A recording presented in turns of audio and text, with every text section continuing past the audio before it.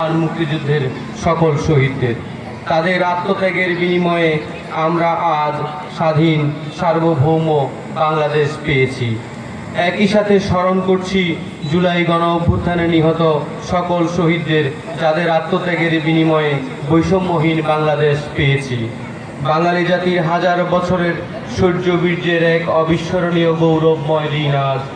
বীরের জাতি হিসেবে আত্মপ্রতিষ্ঠা করার দিন আজ।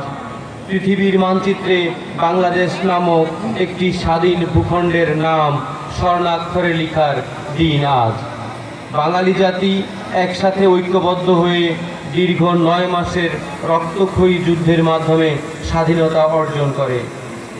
30 লক্ষ শহীদ ও 2 লক্ষ মা বোনের সম্ভ্রমের বিনিময়ে আমরা এই বাংলার স্বাধীনতা অর্জন করেছি। স্বাধীনতার পর বাংলাদেশ অনেক উন্নতি করেছে, তবে আমাদের এখনো অনেক কাজ বাকি আছে।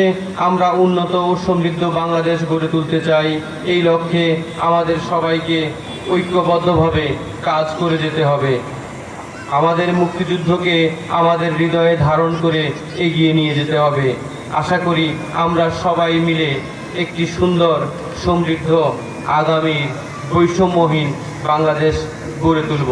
ধন্যবাদ সকলকে।